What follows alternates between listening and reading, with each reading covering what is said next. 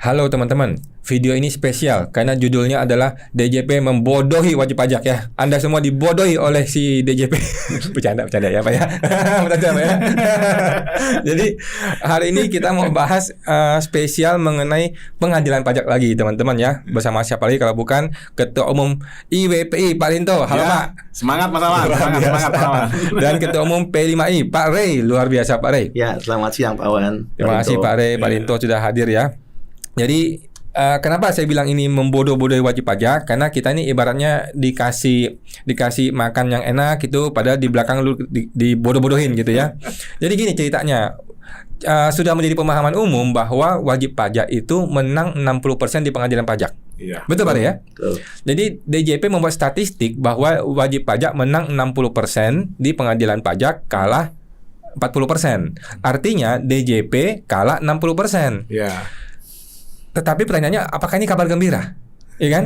Ini seolah-olah kita nih dikasih gula-gula nih. Iya. Lu hebat nih DJP nih. Iya. Wajib pajak hebat nih, menang nih. Iya. Wajib pajak hebat nih, DJP kalah nih. Iya, pengadilan pajaknya bersih. Ya, kira-kira pengadilan pajak bersih gitu ya, kasih kemenangan 60% untuk wajib pajak.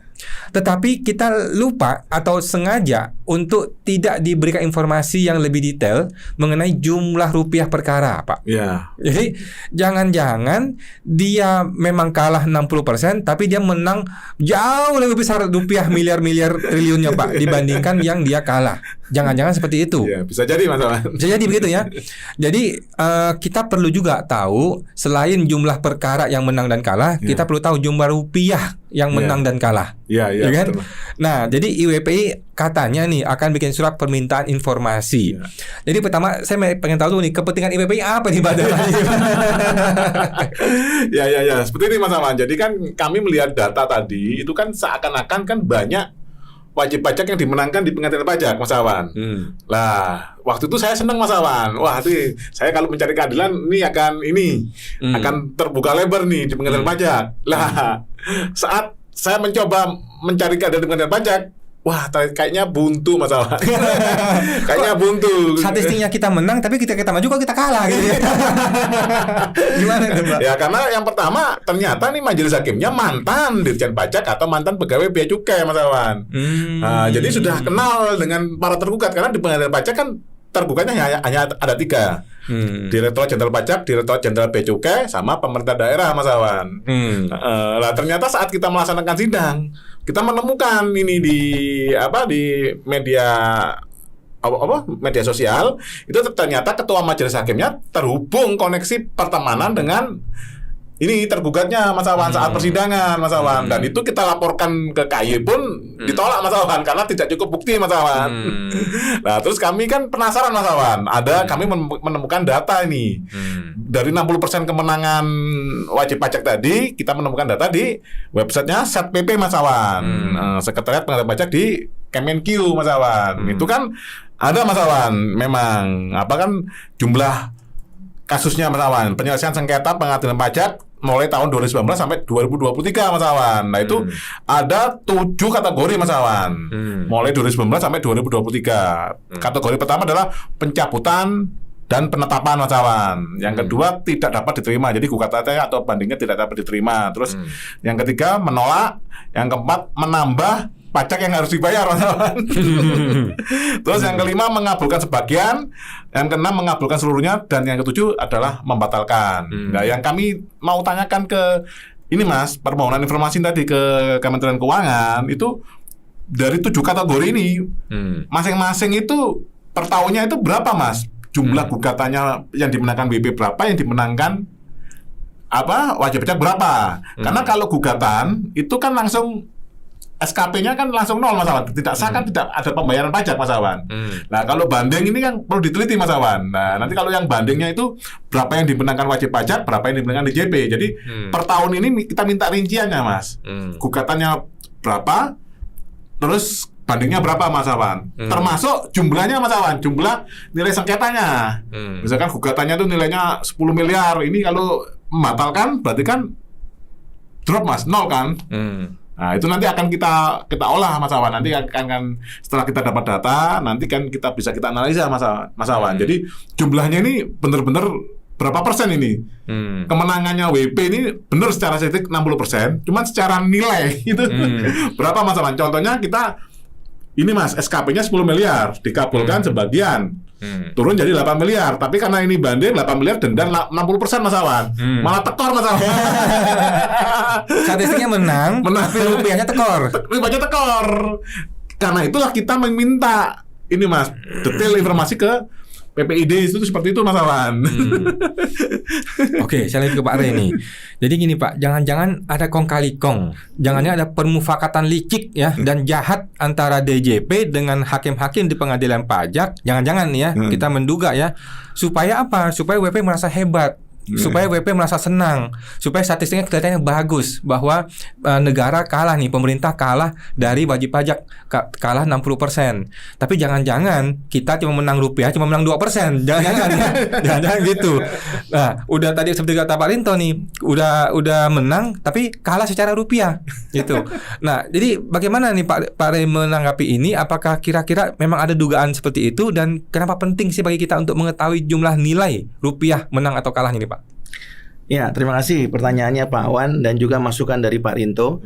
Memang sebagai wajib pajak kita harus paham betul bahwa upaya hukum itu harus kita teliti dengan baik dan apa kemudian akibat hukumnya. Ya, tadi Pak Rinto sudah sampaikan kalau upaya gugatan itu memang konsekuensinya adalah kalau dikabulkan batal, maka SKP menjadi dianggap tidak pernah ada. Tapi kalau banding itu kan bisa menolak, artinya SKP tetap, mengabulkan sebagian, turun sedikit, atau bisa juga menambah. Nah, menarik untuk dicermati ketika tadi Pak Rinto mengatakan bahwa berdasarkan statistik Sekretariat Pengadilan Pajak, WP itu menang kurang lebih 60%. Ya, menang itu dalam konteks jumlah perkara. Di dalamnya ada gugatan, ada banding. Betul, Pak. Nah, namun demikian menang itu bukan berkaitan dengan nominal atau value perkara ya, tapi berkaitan dengan jumlah perkara, bukan nilai atau nominal value perkara. Jadi saya kasih contoh tadi yang sudah disebutkan oleh Pak Rinto. Kalau kemudian SKP-nya di keberatan tetap 10 miliar yang berasal dari pemeriksaan di KPP 10 miliar, karena ketika SKP terbit di KPP diajukan keberatan hampir ya hampir 100% ditolak gitu ya. Hampir. Nanti jangan lagi DJP mengatakan enggak semua gitu ya. Saya kan nggak bilang, saya bilang hampir semuanya ditolak. Ketika keberatan ditolak, maka di situ sudah ada sanksi 30% kan. Iya, betul. Ya kan? Nah, kemudian ketika diajukan banding ada lagi tambahan 30% sehingga total 60%. Nah, jadi WP tentunya harus menghitung dan jangan puas dulu terlalu prematur. Ya. Ketika SKP yang tadi 10 miliar itu kemudian dikabulkan sebagian, artinya turun 2 miliar menjadi 8 miliar, saya ambil contoh dari Pak Rinto tadi, maka putusannya masuk dalam klasifikasi mengabulkan sebagian dan itu dikelompokkan WP menang. Betul. Kan begitu. Tapi kalau secara nominal atau value sebenarnya WP kalah. Karena 10M dikabulkan sebagian, artinya dikabulkan hanya 2M. Sisanya tetap 8M. Harus bayar sanksi karena di keberatan dia nggak membayar apa-apa karena dia hanya mengakui sebesar nihil. Dia kan yakin bahwa itu nihil. Nah, jadi sisa 8M itu harus dibayar ditambah sanksi 60%. Ya.